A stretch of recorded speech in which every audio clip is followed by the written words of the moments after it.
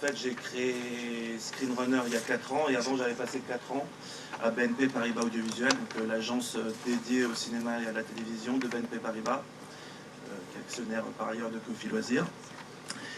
Voilà, donc j'avais beaucoup de clients, je sortais de mes études, c'était une excellente école. J'ai présenté les crédits à Lucic, on gérait des Sofica. Voilà, j'ai croisé des jeunes qui commençaient comme Joël.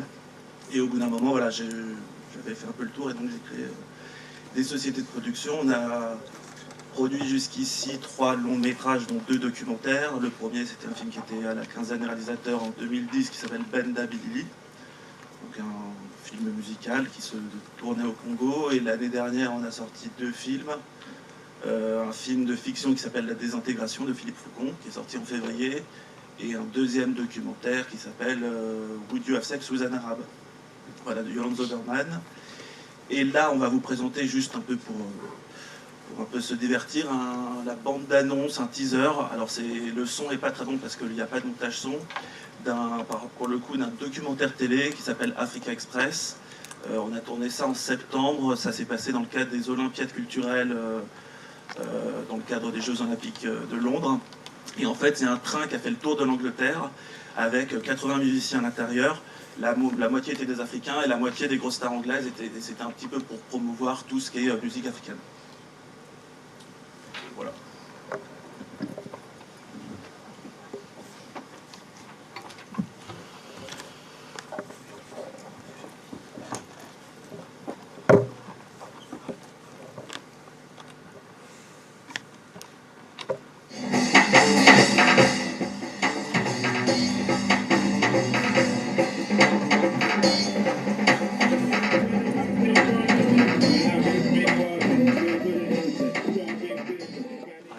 Ça c'était vraiment hors montage, ça va être beaucoup mieux. Donc, normalement ça devrait être en 52 minutes pour la télévision bientôt. Alors je sais pas de quoi tu veux que je... Si tu veux, le principe c'était un petit peu de chahuter les présentations précédentes, gentiment, par un point de vue tout à fait pragmatique, quand on monte son budget et qu'on fait son parcours du combattant. Voilà, est-ce que tu peux témoigner un petit peu, voilà, à travers les productions que tu nous as citées, quelle a été ton expérience de montage de budget? D'accord, alors je vais peut-être vous parler de la fiction qu'on a sortie cette année.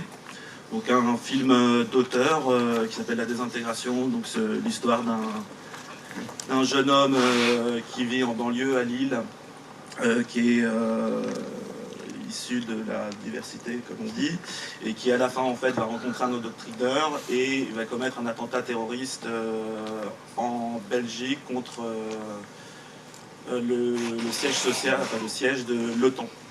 Voilà, donc un sujet qui est devenu d'actualité après, puisque c'est sorti 1 mois avant l'affaire Mera. Film d'auteur, parce que traitement pointu, sujet sensible, donc il ne s'agissait pas d'aller dans de toute façon le réalisateur, c'est pas du tout sa came dans l'exceptionnel ou le sensationnalisme. Voilà. Du coup, pour écrire sur ce sujet, on a pris beaucoup de temps parce qu'il fallait être sérieux. Il y avait énormément de documentation, de rencontres, de lectures sur des gens qui étaient en prison, qui avaient appartenu à Al-Qaïda, etc. Et qui dit temps dit besoin d'argent de développement. Donc ce qu'on a fait évidemment, c'est qu'on est allé au CNC voir ce qu'il y avait. On a une aide dite au développement. Voilà, donc on passe devant une commission et il n'y a rien d'écrit, on va avec le réalisateur, on raconte le projet. Je me rappelle que le président était Serge Julie, pardon, à l'époque, et on avait eu l'aide, et on a eu l'aide d'une Sofica Développe Image, donc qui nous a donné 20 000 euros par ailleurs, qui était à peu près remboursable à la mise en production du film. Donc ça nous a permis quand même de bien avancer au niveau de l'écriture. Donc évidemment on a dû compléter par de l'argent propre. Et puis quand le scénario était prêt, on a casté, mais c'était que des jeunes, c'était des rôles pour des jeunes de 20-25 ans, donc des gens pas très connus. Voilà, il y avait le frère de Jamel Debbouze, Rachid, qui était complètement inconnu. Excusez-moi. Et du coup, on a fait un parcours assez classique pour ce type de film. C'est-à-dire qu'on est d'abord allé voir le CNC pour la super aide qui est l'avance sur recette. Donc aide très sélective et qui va surtout sur des films plutôt pointus. Mais le fait est qu'on l'a eu. Et on a eu, du coup, c'est un film, c'est presque gratuit, même si c'est une avance sur recette. Et on a eu 500 000 €. Donc c'est super bien pour commencer. Et par ailleurs, ce qui est très important évidemment pour un film, c'est d'avoir un distributeur. Et en fait, Philippe Faucon, dont c'était le 4e ou 5e long métrage, avait ses habitudes chez Pyramide. Du coup, Pyramide a encore suivi en prenant les mandats salle, France, international, vidéo, enfin en prenant tous les mandats et en mettant une avance sur recette de 90 000 €. Voilà. Donc ça commençait plutôt bien. Sachant que c'est un sujet que nous on a développé tout seul au sein de la société, c'était une idée à nous. On avait engagé un premier scénariste pour faire un premier scénario, et à un moment on s'est dit quel est donc ça c'est important aussi dans la construction et la logique d'un film, quel est le meilleur réalisateur pour ce type de projet, etc. Donc on avait à la fin en regardant beaucoup de films, on avait une shortlist. Et le fait est que Philippe Faucon, à la fois correspondait super bien artistiquement et dans la rigueur par rapport au type de sujet, et en plus avait des habitudes chez un distributeur et déjà eu l'avance sur recette. Donc quand il nous a dit oui, ça s'est passé très simplement, il a lu le scénario, on a parlé du sujet dans un café place du Châtelet, et tout d'un coup, ça c'était la super bonne nouvelle, parce qu'on s'est dit, bon, on a un sujet dur, mais il y a quelqu'un un petit peu de renom dans ce type de film, et qui a quand même ses entrées en tant qu'auteur. Et effectivement, ça s'est confirmé. Et à partir de là, en fait, ça s'est enchaîné très classiquement. On est allé voir Canal+, qui a dit oui. Il y a Ciné+, toujours groupe Canal+, qui a donné un complément. Et sur un film comme ça, souvent, c'est pas, il n'y a pas vraiment de chaîne hertzienne. Voilà, et c'est pour ça que pour compléter, vu qu'il y avait ce couloir qui était vide, et donc qu'il y avait tous les droits après Canal Plus Télé qui étaient libres, on allait voir une Sofica, il y avait encore de la place pour une Sofica, et on a donc une Sofica qui est venue Cofimage. Et au final, il y a aussi, ce qui est important, c'est les aides régionales. C'était un film au départ, qui devait se passer dans une cité, donc il pouvait se passer un petit peu partout, donc on visait soit Paris, soit Marseille, soit Lille. On n'a pas eu l'Île-de-France. Bizarrement, alors que Philippe Faucon est toulonnais, on n'a pas eu la région PACA, mais on a eu la région Nord, le CRAV. Donc ils nous ont accompagnés pour 175 000 €, et on a eu la bonne surprise de voir la région PACA revenir en disant quand même ça nous embête bien de ne pas être sur le Faucon pour la première fois. Et du coup, on s'est arrangé pour les semaines de tournage qu'on doit faire ici ou là selon les financements. Et finalement, on a eu une aide de la région PACA. Donc ça, c'était quand même une bonne nouvelle, même s'il fallait faire le grand écart sur le tournage. Et en plus, il y avait petite cerise sur le gâteau. À l'époque, on a fait le premier calcul de la taxe carbone, et le film a servi un petit peu de laboratoire pour ça. Et du coup, la région PACA, qui a un petit fonds complémentaire pour l'audiovisuel propre, on a eu 50 000 € en plus grâce à cette implication un peu écolo, en tout cas cet essai, voilà, éco-prod, exactement. Et le dernier financement est venu de la Belgique. On a fait un tax shelter, donc un système fiscal en Belgique, puisque on avait une partie du tournage qui se faisait au niveau de l'OTAN, donc à Bruxelles. Et en plus, on avait l'avantage que le réalisateur avait son chef opérateur et une partie de son équipe habituelle, même s'il ne tournait pas en Belgique, qui étaient des Belges. Donc on a pu passer une partie des dépenses de la production par un coproducteur belge, ce qui a permis d'avoir des dépenses suffisantes pour avoir 50 000 € supplémentaires d'un tax shelter. Et je crois qu'on a couvert à peu près comme ça le financement. Sachant que par ailleurs se rajoute le crédit d'impôt sur des dépenses éligibles, et que derrière vous avez un complément qui n'était pas négligeable qui est jamais négligeable, et qui était de 150 000, 200 000 de crédit d'impôt parce qu'on a fait des dépenses en France. Et qu'artistiquement, le fait de tourner en Belgique ne posait pas de problème, parce qu'effectivement, dans le scénario, l'OTAN est à Bruxelles, donc il n'y avait pas de contre-indication par rapport à ça. Donc au total, dans ton budget, tu avais 12-13 lignes de financement à peu près. Ouais, on avait pour 1,8 million à peu près, en tout. Est-ce que vous avez des questions très concrètes par rapport à ce cas d'étude? Bravo. Félicitations de la salle. Est-ce que vous envisagez le transmédia aussi avec ça? Non, mais par exemple, avec un film comme celui qu'on vient de voir là, j'ai fait des documentaires, c'est très intéressant aussi en point de vue cinématographique et de financement. Quand on fait une fiction, c'est facile de prévoir, on écrit, enfin il y a toutes les étapes. Parfois, quand on a un projet de documentaire, moi j'adore ça parce que je trouve souvent ça mieux que les fictions. Mais ça commence souvent un peu sans prévenir. On a des opportunités et il faut savoir vite cibler et par rapport à des contraintes juridiques et financières. Si par exemple on va y arriver dans un circuit cinéma, ou s'il vaut mieux partir sur un circuit télévision, même si c'est formaté. Pour celui-là, on a réussi à avoir un non-formatage, dire c'est avec les Anglais, il y a John Paul Jones, il y a Paul McCartney, donc la chaîne n'a rien à dire, c'est eux qui valideront, etc. Bon, c'est pas tout à fait vrai, mais et on a préféré partir sur de la télévision, et c'est exactement, on a une réflexion entre guillemets sur du transmédia, parce que a priori un bon format pour raconter sur Road Movie, c'est un 52 minutes. Mais évidemment, il va y avoir beaucoup de frustration. Parce qu'il y a donc ils ont fait 8 villes à Londres, donc 8 concerts tous les soirs. Ils faisaient des arrêts impromptus dans les villes, dans des écoles, etc. Et du coup, il y a plein de super morceaux. Il y a Cachemire qui est joué par plein de musiciens. Et évidemment, moi, quand je vois le film, j'ai juste envie de faire arrêt sur image et de passer 10 minutes à écouter un concert. Et je pense que ça passera peut-être, mais ça a développé plus tard par du transmédia. Peut-être une version web docu du 52 où on peut s'arrêter, avoir de l'additionnel et notamment de la musique. Donc, intéressant. Et là, les financements proviennent d'où à ce moment-là? Je ne l'ai pas encore fait, je l'envisage, donc pour l'instant il n'y a pas de financement. Et ça, je pense que sur un projet comme ça, assez international, sur de la musique, un road movie, peut-être qu'on ira chercher de l'argent à l'étranger, en Angleterre ou des choses comme ça.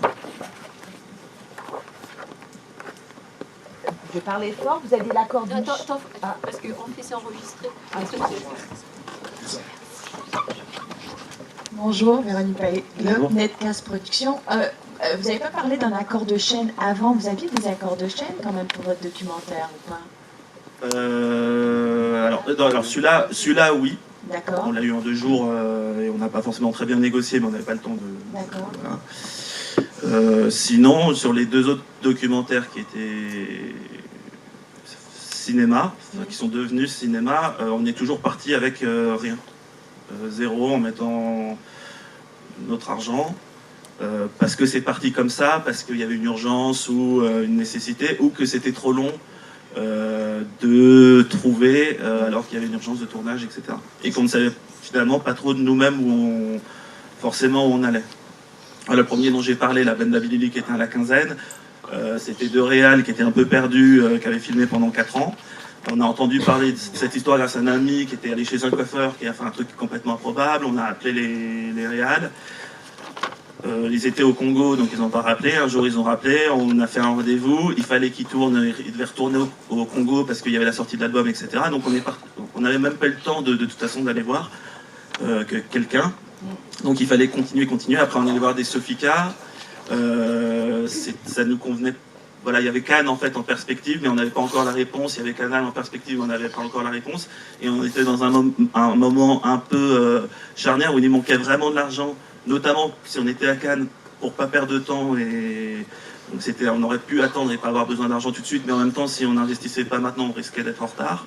Et en même temps, aux investisseurs, on ne pouvait pas encore dire on a Cannes et donc on va avoir Canal, etc. Donc on était dans un moment un petit peu difficile. Et heureusement, il y avait la loi TEPA de Sarkozy, la défiscalisation. Et en fait, on a trouvé, on avait une proposition d'une Sofica, mais voilà, il y avait toute une négociation par rapport au moment où on était. Et ça a été beaucoup plus simple d'avoir un investisseur privé qui a compris tout de suite, qui en plus avait un avantage fiscal bien plus grand que celui d'une Sofica. Donc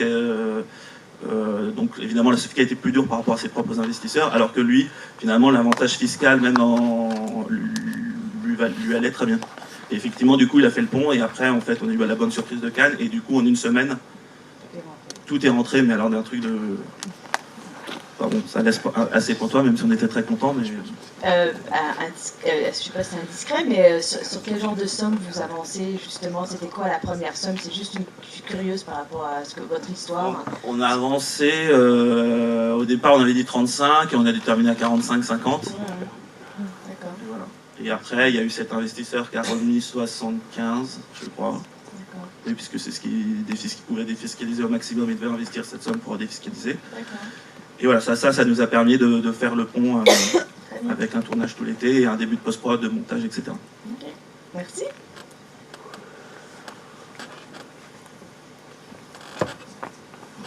Moi j'ai une question.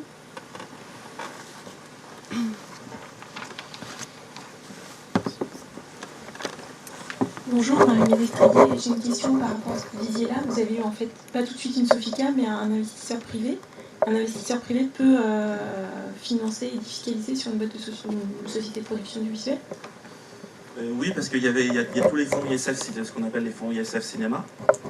Donc des gens ISF, donc les gens qui payaient l'impôt sur la fortune. Et à l'occasion de la loi TEPA qui était venue sous le précédent président, excusez-moi, il y a une partie de ces investissements qui sont allés vers le cinéma. Donc il fallait créer en fait... alors nous c'était très simple, on a créé une SARL qui était sous forme de production. L'investisseur a mis au capital, ça suffisait pour lui défiscaliser. Et après on a géré cette société, où il a remis chaque année d'ailleurs de l'argent. Et en fait on gérait, pour le coup c'était très simple puisqu'on n'avait qu'un investisseur, mais qui remettait chaque année. Et on gérait comme ça les investissements de sa boîte de production qu'on a mis dans nos films en priorité. Et c'était une très bonne opération pour lui, parce que la première année, en 6 mois, il a dû mettre 75 et il a récupéré plus 15 000. Donc c'était une très bonne opération pour lui par ailleurs, plus la défiscalisation.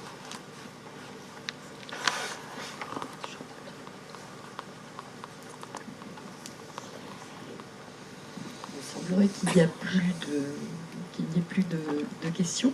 Je remercie infiniment tous ceux qui ont accepté de venir témoigner au nom de leurs différents guichets d'aide, si on peut dire. Pour faire la boucle avec certaines choses qui ont été évoquées, on a évoqué le projet Spirale. Il sera présenté au prochain rendez-vous du pôle. Le prochain rendez-vous du pôle, c'est le 16 avril. Et pour une fois, on va vous faire lever de très bonne heure. Il durera à 4 heures parce que ce sera une séance inaugurale d'une action qui va intéresser tout le monde d'après les questions sur le transmédia. Une action complète qu'on lance, qui est un cycle d'information, formation et networking sur... ce qu'on n'a pas appelé le transmédia, parce que aussitôt on se pose la question, c'est du transmédia ou du cross-média. Donc on l'a appelé le multi-écran. Voilà, juste pour éluder la question. Et donc le rendez-vous du pôle sera sur le multi-écran, dire, produire et interagir. Et en particulier, donc, on verra plusieurs études des cas, dont Spirale, Émilie, j'en oublie. Ces études de cas seront commentées par d'assez belles pointures, Claire Leproust, de Kappa TV, qui a lancé, comme vous le savez, la Social TV Rendez-vous à Paris, qui viendra aussi parler de ce genre de modèle. par, on l'espère, Boris Razon ou son équivalent. Voilà, un certain nombre de personnalités. Il y aura Frédéric Jossuet d'Avas Publicis. Voilà. Après, effectivement, sur le problème du financement, est-ce qu'on peut l'appeler financement d'ailleurs quand il s'agit du transmédia? C'est du financement et de la monétisation.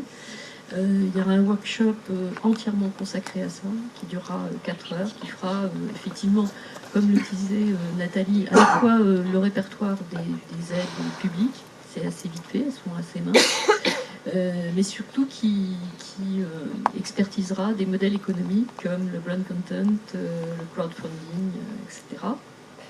Et puis il y aura des ateliers encore plus spécifiques sur les technologies et les logiciels qui sont liés au multiscreen, au multi-écran, j'ai promis de parler français. Et si tout va bien, on essaie de monter un événement de networking où, grosso modo, tous les protagonistes télé, c'est vite fait, vous me direz, seront là.